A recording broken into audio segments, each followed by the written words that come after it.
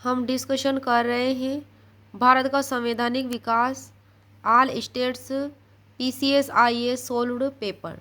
Question number 1 है, किस अधिनियम द्वारा कलकत्ता में फोर्ट विलियम में उच्चतम न्यायालय की स्थापना की गई?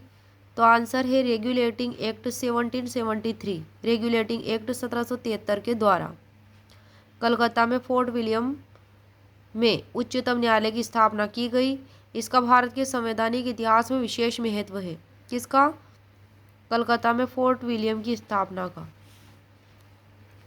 कलकत्ता में फोर्ट विलियम में जो जगह है वहाँ पे उच्चतम न्यायालय की स्थापना का विशेष महत्व है भारत के संवैधानिक इतिहास में, क्योंकि यह भारत में कंपनी के प्रशासन पर ब्रिटिश संसद के नियंत्रण की शुरुआत थी। इस एक्ट में भारत में कंपनी के शासन के लिए पहली बार एक लिखित संविधान प्रस्तुत किया गया था। इसके तहत 1774 ईस्वी में कलकत्ता के फोर्ट विलियम में सुप्रीम कोर्ट की स्थापना की गई थी। सुप्रीम कोर्ट में इसके प्रथम मुख्य जज एलिजा एम्पे थे और अन्य जजों के नाम थे चेम्बर्स, लिमेस्टर और हाइड। यह देश का सर्वोच्च न्यायालय नहीं था। कौन सा? वो फोर्ट विलियम में जो सर्वोच्च न्यायालय बनाया गया था कलकत्ता में, वो देश का सर्वोच्च न्यायालय नहीं था, क्योंकि इस कोर्ट के फैसले के विरुद्ध लंदन में स्थित प्रिवी काउंसिल में अपील की जा सकती थी। इसलिए कालांतर में भारत शासन अधिनियम 1935 द्वारा देश में संघीय न्यायालय की स्थापना की गई। नेक्स्ट क्वेश्चन है क्वेश्चन नंबर 2, किस एक्ट के द्वारा सबसे पहली बार भारत में शिक्षा के लिए 1 लाख रुपए दिए गए थे? किस एक्ट के द्वारा पहली बार भारत में शिक्षा के लिए 1 लाख रुपए दिए गए थे? चार्टर एक्ट 1813 द्वारा। चार्टर एक्ट 1813 द्वारा। इस एक्ट के द्वारा 1813 के चार्टर एक्ट द्वारा गवर्नर जनरल को अधिकार दिया गया कि वह 1 लाख रुपए भारतीय साहित्य के पुनरुत्थान और स्थानीय विद्वानों को प्रोत्साहन देने के लिए तथा विज्ञान की उन्नति के लिए खर्च करें। इस एक्ट के अन्य प्रावधान थे, कंपनी का अधिकार 20 वर्ष के लिए पुनः बढ़ा दिया गया। कंपनी का भारतीय व्यापार पर एकाधिकार समाप्त हो गया, यद्यपि चाय और चीन के साथ एकाधिकार बना रहा था। 1813 के एक्ट में चाय और चीन के साथ एकाधिकार बना हुआ था, लेकिन भारतीय व्यापार पर एकाधिकार समाप्त हो गया था कंपनी का। तीसरा प्रावधान था, ईसाई मिशनरियों को भारत में धर्म प्रचार करने और बसने की अनुमति मिल गई थी। क्वेश्चन नंबर है 3, किस अधिनियम ने पहली बार भारतवासियों को अपने देश के प्रशासन में कुछ हिस्सा लेना संभव बनाया? तो वह था चार्टर एक्ट 1833। इस अधिनियम ने पहली बार भारतीयों को अपने देश के प्रशासन में कुछ हिस्सा लेना संभव बनाया।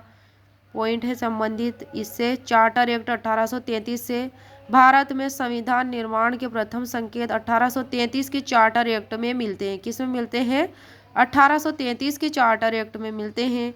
1833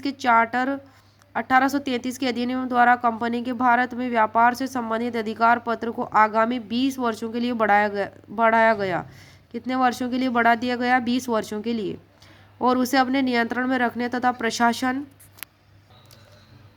करने की अनुमति दी गई। ब्रिटिश क्राउन की ओर से भारत को ट्रस्ट के रूप में कंपनी के व्यापारिक अधिकार समाप्त कर दिए गए। क्या कर दिए गए? कंपनी के व्यापारिक अधिकार समाप्त कर दिए गए चार्टर एक्ट 1833 के तहत। नेक्स्ट है क्वेश्चन नंबर 4, मार्ले मिंटो सुधार 1909 का प्रमुख प्रावधान कौन सा नहीं है? ए है विधान परिषदों के आकार में वृद्धि, बी है केंद्रीय विधान परिषदों में सरकारी बहुमत, सी है सांप्रदायिक और पृथक निर्वाचक पद्धति, और डी है केंद्रीय विधान परिषद में निर्वाचित सदस्यों को स्थान नहीं। तो इसमें जो कौन सा है जो करेक्ट नहीं है, तो वो है केंद्रीय विधान परिषद में निर्वाचित सदस्यों को स्थान नहीं। बाकी सब इसमें सही है। 1909 के अंतर्गत केंद्रीय विधान परिषद में निर्वाचित सदस्यों को स्थान प्राप्त था, और यहाँ क्या बात दी गई कि स्थान प्राप्त नहीं था, इसलिए रोंग है। जिनकी संख्या बढ़ाकर 60 कर दी गई थी। कुछ ये प्रमुख प्रावधान क्या थे? मार्ले मिंटो सुधार अधिनियम 1909 के जो थे क्या थे प्रावधान? पहला तो है केंद्रीय और प्रांतीय विधान परिषदों के आकार में वृद्धि। कौन सा है? केंद्रीय और प्रांतीय विधान परिषदों के आकार में वृद्धि। दूसरा, केंद्रीय परिषद में सरकारी बहुमत को बनाए रखा गया, लेकिन प्रांतीय परिषदों में गैर सरकारी सदस्यों के बहुमत की अनुमति थी। केंद्रीय परिषद में सरकारी बहुमत को क्या किया गया? बनाए रखा गया, लेकिन प्रांतीय परिषद जो थी उसमें गैर सरकारी सदस्यों के बहुमत की अनुमति थी।